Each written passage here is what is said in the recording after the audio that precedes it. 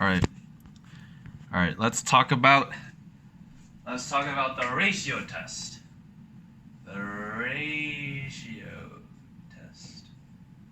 And this is actually one of my favorite tests to do because I think it's one of the more diverse ones. You know, one of the most not ambiguous. What's the word? All-encompassing ones. Like you can use it for a lot of different things. And yeah. Okay. So let's say we have um, a value L. Okay. No, actually, first, let's say we have a series.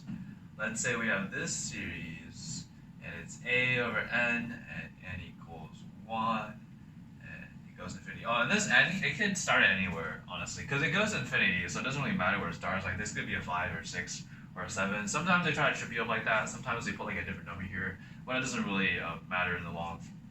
It's still going to converge or diverge. It doesn't really affect it. So, yeah, so let's say this one starts at n equals 1, and it goes to a of n.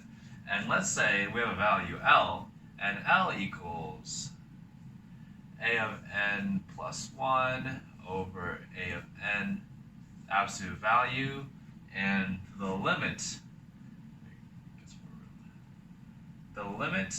as n approaches infinity of a of n plus 1 and over a of n. So basically you just take this a of n and you put it over here, and then you add 1, and then you put it on top, and you find the limit of it. And we can get 3 possible kind of solutions for this. We can get L as less than 1, we can get L is equal to 1, and not 1, that's a 0. I said 0, and I said 1, I wrote a 0.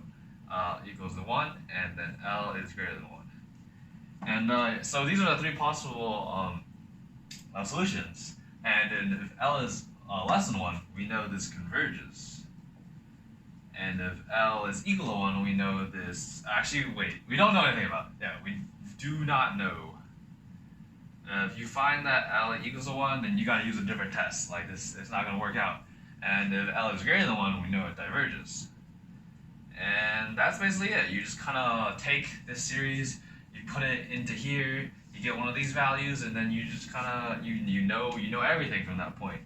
And let's see an example. Let's see one of these examples.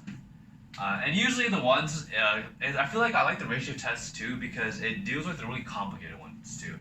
Like this one that we're gonna see right here is a pretty, it looks pretty complicated, but we can actually make it pretty simple using the ratio test. So let's try to find the if n to the 10 over n factorial converges or diverges, because it has the factorial in it, like here. Like how are we supposed to get rid of that? Well, it's pretty simple with a ratio test. So let's go through all the steps. Let's take n plus 1, and so it'll be n plus 1 to the 10th over n plus 1 factorial, and this over n to the 10th over n factorial, and we take the limit as n approaches infinity. And that's pretty much all you do. You get it in this form, and you just solve for it. And okay, let's make this a little bit cleaner. And you take the absolute value of it too, but I'm going to say that for the end because it kind of overcomplicates things. So n plus 1 10th, or n plus 1 factorial. So you can just get rid of this division sign, so just multiply it by the reciprocal. 10th limit as n approaches infinity.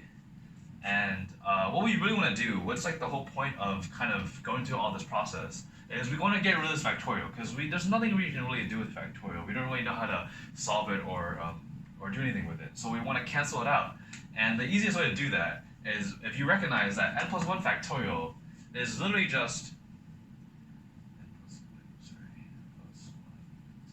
it's literally just n plus 1 times n factorial.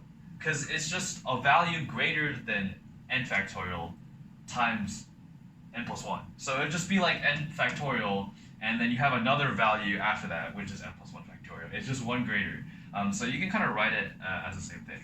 And you'll be doing this a lot in calculus with ratio tests. This is usually what you need to do if you're trying to get a factorial. If you just kind of like write some like the last terms of the factorial out, this is kind of intuitive. And so yeah, so we get it here, and we have n factorial over n to the 10th, limit as n approaches infinity. And we see that these cancel out, so we can just cancel these out. And that makes this problem a lot simpler. And then we can just simplify it to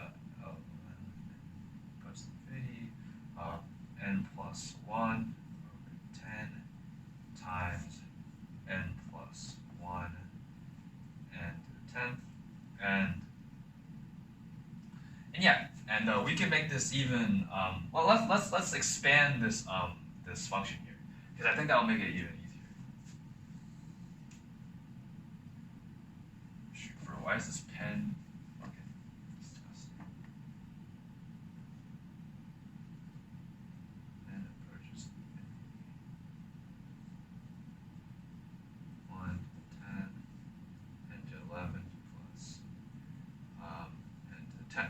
And using what we know about limits, if we just have to look at the kind of the greatest exponent of the numerator and the denominator, and from previous units we've learned that if the denominator, the exponent of the denominator, is greater than the exponent on the numerator, then we know it approaches 0. And here we can see that if we kind of factor this out, the greatest exponent is going to be n to the 10, and the greatest exponent on the bottom is n to the 11. So we know that the exponent on the bottom is greater than the exponent on the top. And so we can safely say that the limit as n approaches infinity of this is just 0.